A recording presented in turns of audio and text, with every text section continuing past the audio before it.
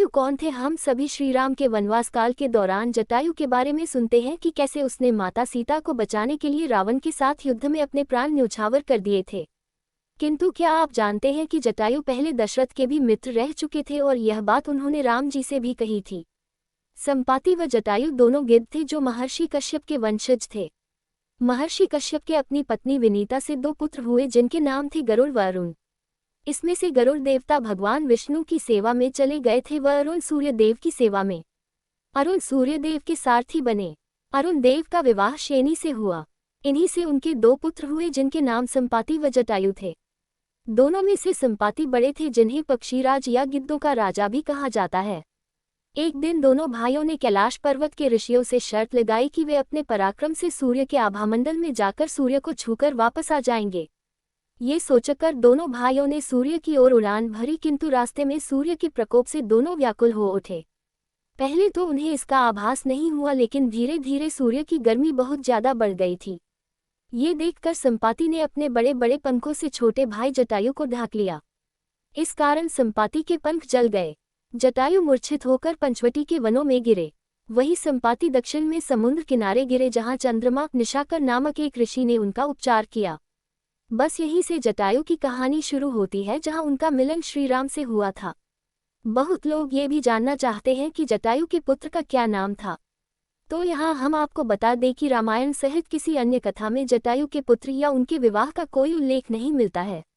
ऐसे में जटायु ने किसके साथ विवाह किया था या किया भी था या नहीं किया था, तो उससे उन्हें कितने पुत्र व पुत्री प्राप्त हुए और उनके क्या नाम थे, ये कहा नहीं जा सकता है।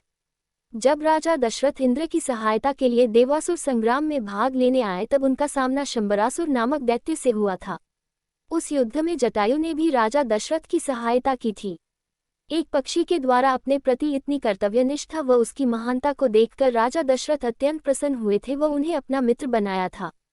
तब से राजा दशरथ व जटायु के बीच मित्रता हो गई थी। जब भगवान श्रीराम को 14 वर्षों का वनवास हुआ था, तब अपने वनवास के अंतिम पड़ाव में वे पंचवटी के वनों में पहुंचे थे। वहीं पर उनका मिलन जटायु से हुआ था। जटायु अपने मित्र राजा दशरथ की मृत्यु का समाचार सुनकर दुखी हुए व उन्हें अपना परिचय दिया। जटायु ने ही भगवान राम, लक्ष्मण व माता सीता को वहां कुटिया बनाने के लिए उचित स्थान बताया व साथ ही उनकी रक्षा करने का वचन भी दिया। जब रावण ने छल से अपने मामा मारीच की सहायता से भगवान राम व लक्ष्मण को कुटिया से दूर भेज दिया, तब माता सीता को कुटिया में अकेले पाकर उसने उनका अपहरण कर लिया। वह माता सीता को अपने पुष्पक विमान से लंका लेकर जा रहा था, लेकिन माता सीता की सुरक्षा में तैनात जटायु ने उसे देख लिया। ये देखकर जटायु व रावण के बीच आकाश में ही भीषण युद्ध हुआ। उस युद्ध में रावण ने जटायु के पंख काट डाले व जटायु मरणासन की अवस्था में भूमि पर गिर पड़े। जब भगवान श्रीराम व लक्ष्मण माता सीता की खोज में इधर उधर भटक रहे थे, तब उन्हें कराहते हुए जटायु दिखाई पड़े। जटायु ने उन्हें रावण के द्वारा माता सीता के अपहरण की पूरी बात बताई। जटायु ने यह भी बताया कि रावण माता सीता को किस दिशा में लेकर आगे बढ़ा है। साथ ही उसने आगे जाकर माता शबरी से मिलने को कहा और बताया कि शबरी के माध्यम से उन्हें महाराज सुग्रीव का पता मिलेगा। इतना कहकर जटायु ने प्राण त्याग दिए। जटायु की मृत्यु के बाद भगवान राम ने एक पुत्र की भांति उनका पूरे विधि विधान से अंतिम संस्कार किया। जटायु का अंतिम संस्कार जिस जगह हुआ था, वह आज के समय में भक्तों के लिए पूजनीय स्थल है।